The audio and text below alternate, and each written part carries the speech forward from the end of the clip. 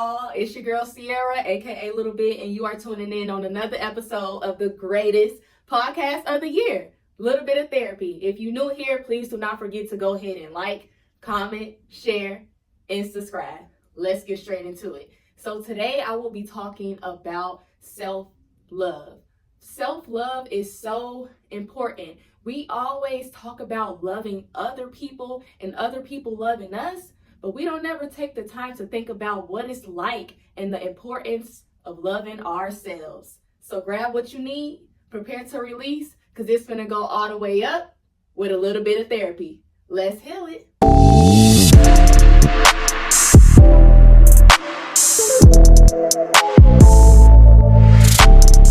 All right, y'all. I got my notes today. So just as mentioned before, today's episode will be about self-love. And so when we think about self-love, it's all about that compassion and that kindness and that gentleness that we give to other people, but reflecting those things inwards, right? It's about the attitude that we have about ourselves. It's about how we treat ourselves. It's about what and how we think and feel about ourselves. It is about what we allow ourselves to be in alignment with. It is about what we allow ourselves to be exposed to. Who do we allow ourselves to have access to us, right? So self-love is just all about, what do I think about me? How do I think about me? You know, how am I taking care of myself? And so we had to think about self-love in a way in which it's just like, if I don't love myself, of course other people will love me, but if I struggle with loving myself, how can I really live up to my ideal life? How can I fulfill the purpose that God has for me? How can I really experience happiness? How can I really experience joy, right? How do I know that if I don't love myself, how do I know that I will be able to make decisions that will benefit me in the long run? Because when we struggle with loving ourselves, our judgment may be off, right? And we may not make the best decisions. So I will definitely be talking about self-love. And honestly, I want to normalize self-love when it comes to men as well, right? I know a lot of my podcasts, it seems as though it is geared towards women, but I really want to put emphasis on the fact that if you are a male and you are watching this, it is okay for you to love yourself too, right? Self-love is not only for women. It's important that we love ourselves just as we love other people. Heal it. All right. So with my notes today, the first point I want to get into is self-love is all about how you attend to your wants and needs, right? And the way you attend to your wants and needs is like a form of self-care. Taking care of yourself, right? Sitting with yourself, asking yourself, what do I want in this moment? How do I feel in this moment? What do I need in this moment? What makes me happy, right? What will allow me to experience a sense of fulfillment? A lot of the times we are always asking other people what they want and need, and we don't even take the time to ask ourselves what we want and need. And also, on the other hand, we may expect other people to meet our wants and needs, but yet when it comes to us and that self-care, we are constantly neglecting ourselves. And it's important to know that we matter, right? It's important to know that we are important. It's important to know that there may be instances in which our wants and needs could be excessive, but I feel as though sometimes we don't take the initiative to practice that self-care and to desire the things and chase the things that we want and need, because somewhere, somehow along the line throughout our life experiences, someone made us feel like that we are undeserving. Someone made us feel like if we take care of ourselves, we are selfish. Someone made us feel like in order for us to be somebody, we have to be somebody for somebody before we be somebody to ourselves. Heal it. But I'm here to tell you that you matter. And you can't take care of everyone else and not take care of yourself, right? And I'm a firm believer in you needing to meet yourself where you are at and you being present with yourself, so then that way you can distribute out all the love that God has for you to give to other people. But first, it starts within, right? It starts within. And once we begin to reflect things inward, I promise y'all, we will begin to experience a sense of fulfillment that no one can take away from us. And one of the things to consider and to practice is thinking about how God loves us, right? God is love and his love is unfailing, right? And God takes care of us. And so take the time to sit with God and ask him, like, God, can you show me how to love me? Can you show me how I can see myself the way that you see me? And once we begin to love ourselves how Christ loves us, and once we begin to see ourselves how Christ sees us, oh baby, we will be able to, not be able to, we will have that power and that desire to not just do what pleases the Lord, but we will have that power and that desire to take better care of ourselves. I'm trying to tell y'all. It's also important that we make sure that we, I understand that we have busy lives, right? And we are involved in multiple relationships. We have businesses and careers. Some people are, parents, what may have you, whatever your role and your responsibility is. Let me tell you, despite those roles and responsibilities, you need to take time and make time for yourself. You have to, because if not, there's a such thing called burnout. You will find yourself burnt out if you don't just take the time to debrief at the end of your day, in the middle of your day, right? At the beginning of your day, before you get your day started, spend time with God, have that devotional time, and then also do something that makes you feel good, right? Take a shower, eat your favorite breakfast, go on a walk, turn on your favorite playlist, right? Do things to where it just feels like, okay, I have been paying attention to me. I have been connected to and with me, right? And I feel good. And now I'm ready to take on the day. Now I'm ready to be present with other people. You had to realize that if you don't take care of yourself, you may have those instances in which you may feel like, man, I'm surrounded around all these people, but I still feel so alone. I'm surrounded and I'm in communication with all of these people, but yet I still feel misunderstood. You want to know why? Because you keep pouring into everybody else's cup and you're not pouring into your own cup. And on the other spectrum of that, you may expect everyone to pour into your cup, but you're not even pouring into your own cup. So when someone may not pour as much as they used to, and as much as how you used to and how you want them to, now you finding yourself spiraling. You want to know why? Because that self-love and that self-care was always external, but never internal. And baby, we had to start with the internal things. I'm trying to tell y'all, we have to start with the internal things, because if we do not start with the internal things and we keep looking for external, those things eventually change. Those things eventually vanish, right? So then what? What do you do when someone wakes up one day and they don't love you no more? That's the hard truth. What do you do when the very person you gave your all to and you found your identity in them and they passed away? Or now y'all are in separation. Y'all are divorced. Y'all are broken up. Now y'all hate each other. Now y'all despise each other. Now y'all dislike each other. What do you do? That's why it's important to have that self-love, because even when life throws so many unexpected things our way, even when people throw so many unexpected things our way, that don't take away the love that we have for ourselves and our peace and our power and our ability to move with purpose and still proceed and go after the things that we want, and most importantly, the things that God has for us. Healing. Point number 2, when it comes to self-love, you got to practice self-acceptance.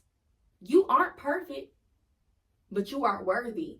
You aren't perfect, but you are purpose.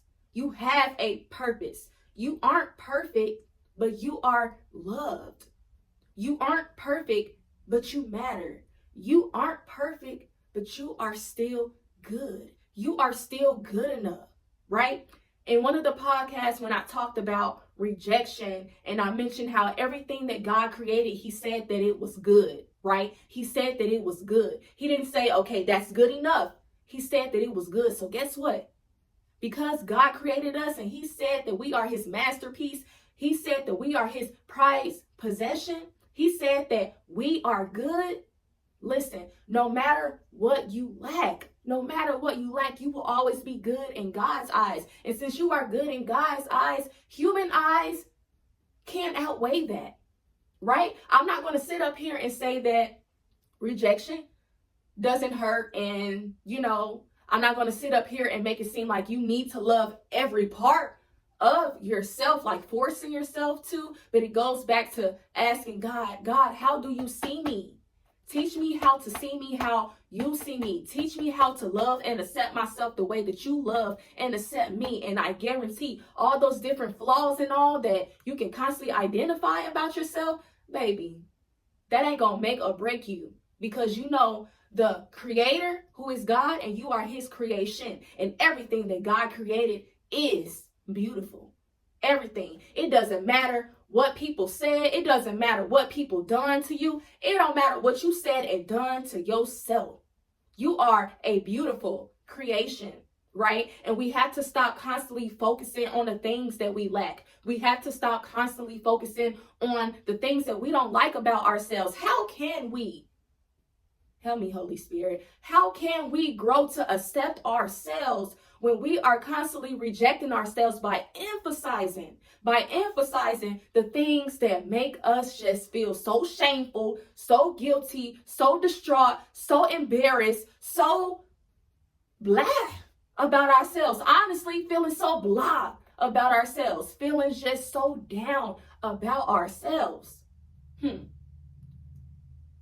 it. That's something that I had to work on. I had to work on accepting myself. And the way that I had to learn how to accept myself, the first thing I had to stop was comparison. I had to stop comparing. We have to recognize that, honestly, there will be people that we meet in this lifetime who will be better at something, who will have what we don't have. But and your race is your race. You're going to trip during your race because you're too busy trying to figure out how the other person got to their finish line. You don't know what hurdles they had to jump over. You don't know what barriers. Everything isn't what it seems. I challenge those who are looking at this video. I challenge those who are watching today's episode. Look yourself in the mirror and write down everything that you see, and understand some things that you may see may not meet the eye. Heal it. You may ask Sierra, what do you mean about that? Sometimes you may look in the mirror and you may see that little girl or that little boy you once were. You may see an insecurity. You may see loneliness. You may see a broken heart. You want to know how I know that? Because when we are the ones who is firsthand experiencing something, we can carry ourselves a certain way all day long, but it's what's in here. People can't see what's in here, but God can. And we can feel those things because we experience those things, and we know that we harbored those things in. So when we see ourselves, everything that we're hiding, everything that we are suppressing, we see it, we feel it when we look in the mirror. What do you see when you look in the mirror? What do you feel when you look in the mirror? Write those things down. Process those things. And if you are in therapy, bring that to the session with your therapist and work on those things. Allow for further reflection. It's important for you to practice that self-acceptance. You can't expect people to accept you and you don't even accept yourself. Right? Heal it. Point 3. Self-love causes for self-discovery. You got to date yourself, right? So when it comes to self-love, date yourself, honey. Date yourself, bro. Yes, date yourself. You do not just have to go on dates with other people.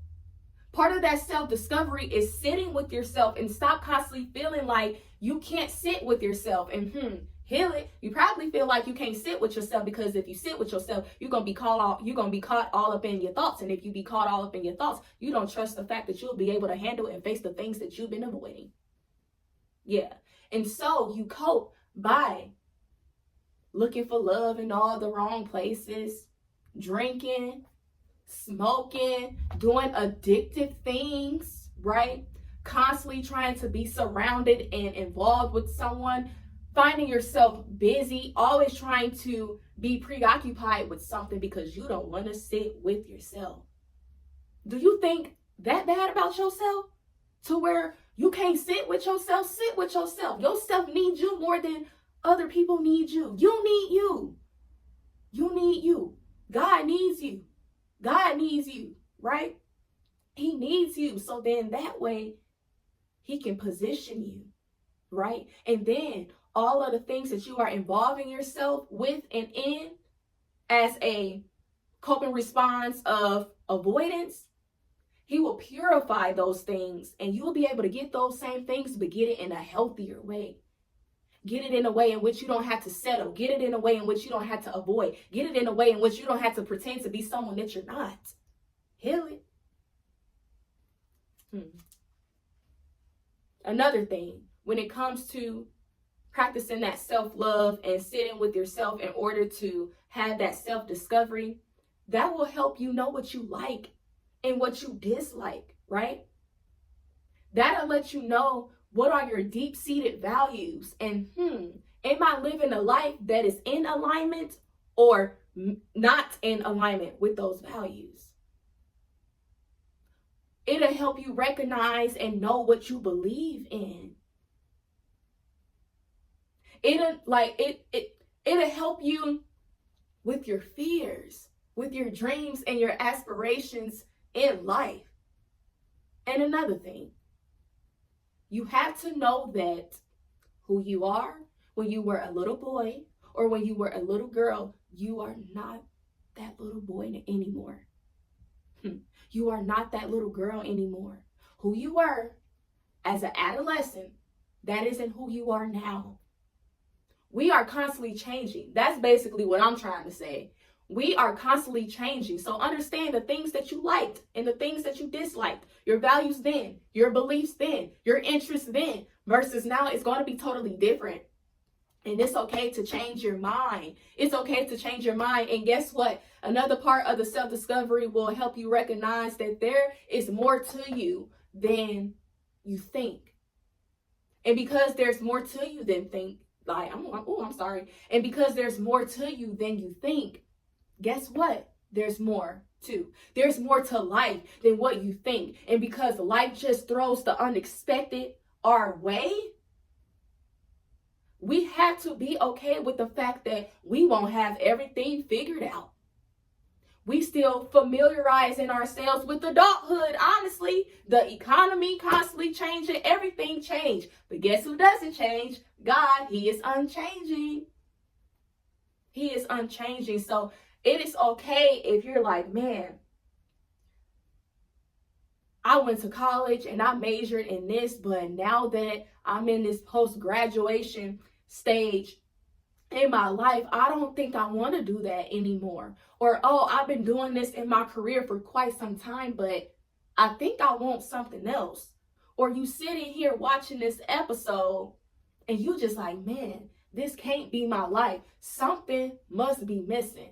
Don't feel bad or don't be hard on yourself when you find yourself in that position. That is a good thing, because it's just like, yep, you starting to get uncomfortable. Yeah, you are starting to answer the call. You are beginning to answer the call. And that call, once you begin to pick it up and not be judgmental towards anything that you are developing within your self-awareness, you will then be like, yeah, something got to give and something got to change. And you will be more motivated to do that. So please believe me when I say that part of that self-love is discovering who you are. And part of that discovery, part of that self-discovery is also acknowledging that maybe who you always have been, that never who you was. That was never who you were.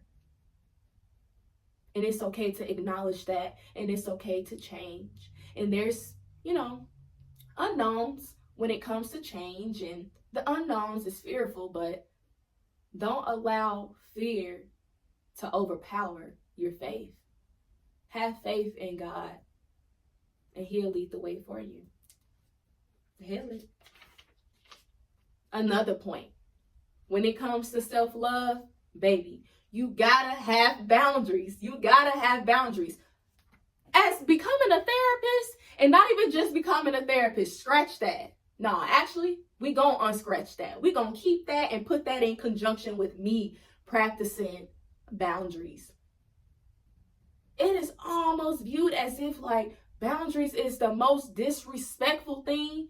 You tell somebody you setting a boundary, it's like, oh, it's almost as if you said like a curse word and just like demean them. And that's not the case. But guess what?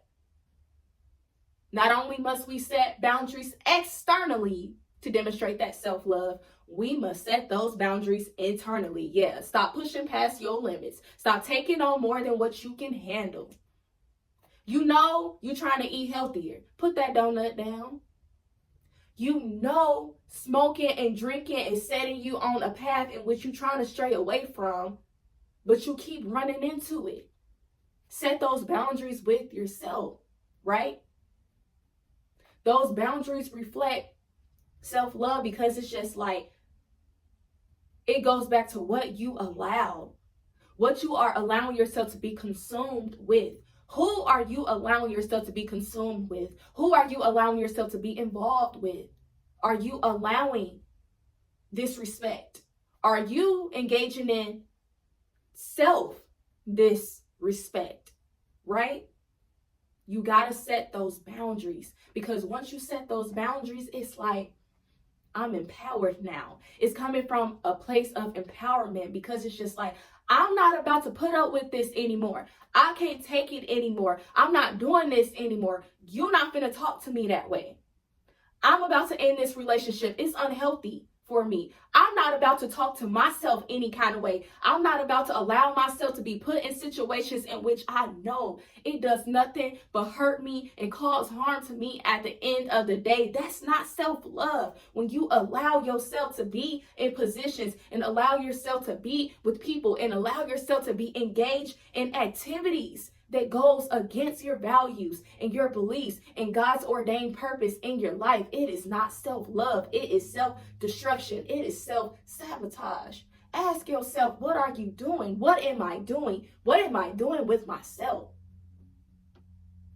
How this decision that I am going to make, how is that a demonstration of self-love? Allowing them to walk all over me, how is that a demonstration of self-love? How is that a boundary? Where can I set my boundaries? Do I know what my boundaries are? What makes me comfortable? What makes me uncomfortable? These are things we need to think about. It can be overwhelming, especially when you haven't thought about it before. Heal it. But that's my point. And that's my job as a therapist, and me doing God's purpose and will is to help you think about things that you never thought about before. It's scary, but those scary things, it comes with a sacrifice. But at the end of the sacrifice, it's everything that you wanted on the other side. Everything that you wanted. And you don't have to have a lack of boundaries, or you don't have to self-sabotage, or you don't have to self-destruct, or you don't have to settle to get it. Point 5, and this is the last point. I'm getting straight into it today, thanks to the Holy Spirit. He doing his big one today. Your self-talk. Are you encouraging yourself, or are you discouraging yourself? Do you have fearful self-talk or faith-based self-talk? These are things to think about. If you constantly, I'm ugly, I'm not this, I'm not that, Well, guess what? Every decision that you make in your life is going to be in alignment with the I'm not this, I'm not that, I'm ugly, I don't have this, I don't have that, I can't do this, I can't do that. You are disabling yourself. You are disabling yourself. Sometimes we think that opportunities aren't granted to us because the lack of qualifications, right? Maybe even the color of our skin, our gender, you know, where we may be located in the United States, things like that. There's some truth to that, but sometimes we aren't granted opportunities because our mouth robs us out of those opportunities. We have to speak life. We be speaking curses over ourselves and we don't even know it. And then we wonder why we can't stand ourselves. We wonder why we are coveting over another person's life. We are wondering why we are constantly in competition and comparison. We are wondering why we are so angry. We are wondering why we are constantly neglecting ourselves, because the things that we are speaking over our lives is becoming our reality. Baby, check the soundtrack you have over your life. Check that soundtrack. You gotta be mindful of what you feeding yourself with. And I ain't just talking about food, okay? That's one thing, but you gotta be mindful of what you feeding yourself with when it comes to words. Baby, the tongue has the power of life and death. And those who eat it will eat its fruit. I don't even know if I said that right, but basically, whatever you speak, you will eat. Heal it. So you have to speak over yourself, basically. You have to. You can't keep talking down on yourself. That's not self-love. How you be talking down about yourself, but soon as someone may point out something in you that they may not like, or you may have made them feel some type of way based on your actions, and then you mad at them. But whole time, you are your own punching bag. Yeah, I went there. You cannot, once again, and I know I may sound like a broken record, but that is a technique in therapy. Yes, the broken record technique. You have to say stuff over and over, because guess what? When it comes to that self-talk, think about the things that you are being a broken record about. Think about the things that you are saying over and over and over. You begin to believe it, right? I'm moving on. The last thing that I want to leave y'all with is I encourage y'all to be you to the fullest. I dare you to be you to the fullest. And that's the acronym that I came up with.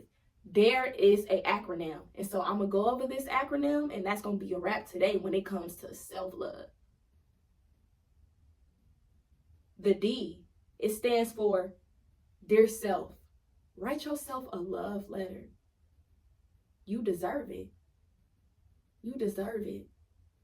You are such a great person inside and out. I don't care what you heard. I don't care what you tell yourself. You are a great person inside and out. And we have to remind ourselves of that daily. We have to. The A stands for affirm me. Practice affirmations. I am worthy. I am beautiful. I am somebody. I am God's masterpiece. Or put your name in front of it. Sierra is worthy. Sierra is beautiful. That I am. Sierra is God's masterpiece. Practice saying those things over and over and over. Because just like you heard negativity over and over and over and you believed it, that goes the same for the affirming things. Get into God's word. Meditate on his word over and over and over. The more you familiarize yourself with God's truth, you will be able to differentiate between God's truth and the lies of the enemy. And you will know that everything that is making you not love yourself, everything that is making you talk down on yourself, that's the enemy. There is a greater and higher power at work other than ourselves. Spiritual powers, right? And so We can't always fight things against flesh and blood. We can't. Sometimes the affirmation just not gonna work. That's why we have to be in God's word and in his presence. The R stands for romanticize yourself. Buy yourself nice things. You'll be buying stuff for everybody else. Buy yourself something nice and don't feel guilty. Don't feel guilty. All of the parents out there watching this, buy yourself nice things. I promise if you buy yourself something nice, your child will love that for you. It's not going to take away the food that you are putting on the table for your child. It's not going to take away the clothes on their back. It's not. I know you are so used to being in mommy mode and daddy mode, but for your child to really experience mommy and daddy how they need to, mommy and daddy got to pour into themselves. That doesn't make you an inattentive parent. It doesn't make you an irresponsible parent. It doesn't make you a lazy parent. It makes you human. It makes you an individual who has needs as well as wants. And also, all you hard workers out there, we are not placed on this earth to just pay bills and die. Heal it. Now, we got to make sure we take care of our responsibilities. But man, it's not going to hurt if you take yourself out to eat. It's not going to hurt if you buy you some new shoes for once. That's something that I had to learn. I've been living my life paying bills, paying bills, paying bills, paying bills. You know where that come from? A state of survival, a poverty mindset. Yeah. You wanted to make sure everything is paid and I don't need this and I don't need that. It's not just because you're such a responsible individual. You're coming from a poverty mindset because you are scared. You are scared. You feel like I got to hurry up and prepare for this just in case. Always coming from a place of emergency. You are an emergency. You need to emerge in that self-love and take care of yourself. Take yourself out. Take yourself out. I'm not saying you need to splurge. You got to steward your money well, but man, don't you think because you've been stewarding yourself well, there needs to be some type of reward behind that? Baby, it was a time to where it was just like, I don't remember the last time I bought myself a pair of shoes. I don't remember the last time I bought myself an outfit. I don't remember the last time I got my hair done. Oh, but baby, now, hair done. Buying myself clothes because I deserve that. I deserve that. You deserve that. Compliment yourself. Compliment yourself. Celebrate yourself, whether big or small. Don't constantly look for other people to celebrate you. You celebrate yourself. Do things to get to know yourself, try new things, and do things that you enjoy. Ooh, y'all heard my stomach growling? I'm hungry. And the E stands for embrace. Try to challenge those flaws that you constantly identify within yourself, right? So if you feel like you're too skinny, practice body neutrality statements, right? Body neutral statements. Okay, I may be skinny, but I love what my body does for me. I may be skinny, but I'm healthy, right? Begin to think about those flaws in a way in which it's just like, these things make me who I am. And I am who I am says I am. I am is Yahweh, the Father, right? He did not create you on accident. He did it on purpose for purpose. You need to strut, flaws and all. I had to learn to love my flaws. Now, it's just like, it's not even a flaw. Oh my goodness, I have a big forehead. I have a big forehead. Oh my goodness. My self-esteem used to be low because I had a big forehead, but now I just love it. I don't know, I just love my big forehead. I love it. And another thing, there are some things that you could change about yourself because baby, my teeth, it was gap after gap after gap. They was, you know, it looked like they was running out my mouth just a teensy bit.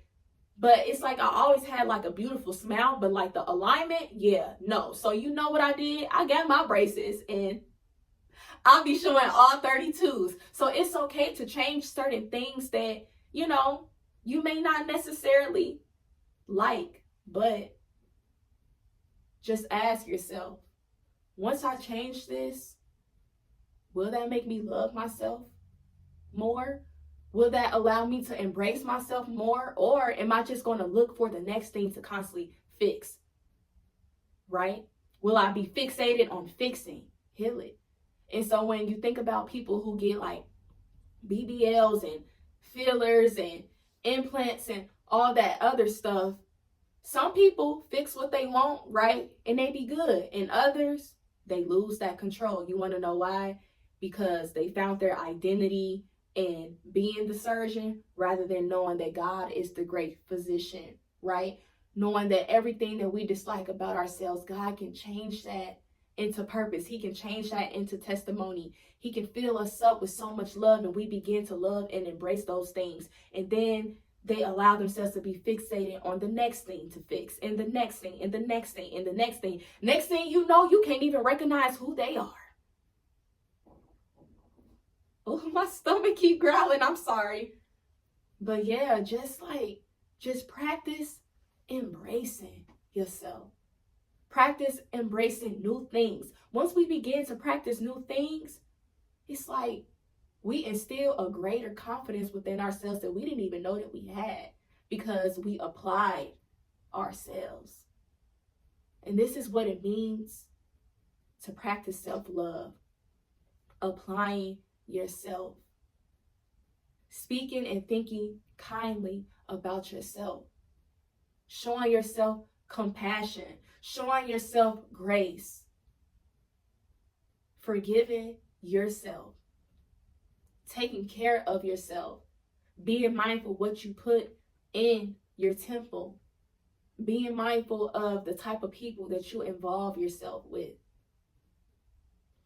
Being mindful how you proceed when you make a mistake. Are you being self-critical? Are you condemning yourself? Self-love is important. Outside of the love that God can give us, because God, He has the greatest love, right? But outside of God's love, the greatest love is that self-love. That's something that no one can take away from you. Because you love yourself, you firm in yourself. You know who you are. Can't nobody tell you who you are because you know who you are. Can't no one's lack thereof cause a lack thereof within yourself. You have that firm foundation. And so it's not easy at all practicing self-love, but there is this book. It's the Self-Love Workbook for Women. Release self-doubt, build self-compassion, and embrace who you are. And it is by a licensed clinical social worker. Her name is Megan Logan, and you can find this on Amazon. It is anywhere between $8 to $10, and you can get it for Amazon Prime. I have done some of my greatest work with my clients utilizing this book. This is a start, right? This is a start of building that self-love. And I know it says self-love workbook for women, but men, you can do this too, okay? You can do this too. And there are self-love workbooks for men. So I really hope today's episode was straightforward and it helped someone. And I just want to let you know that it's okay if you are not there yet. Remember that self-love is about that compassion and that grace and exploring yourself with some curiosity, right? Don't be hard on yourself, because it took me a while to love myself, and I'm still learning to love myself outside of what the world says, but what God says. And the process, it won't always be pretty. It won't always be pretty. You will have to face some ugly truths. You will. But on the other side, there's grace, there's peace, there's joy, there's fulfillment, there's love. And most importantly, the faithfulness of God. He is there, and He will help you along the way. Heal it.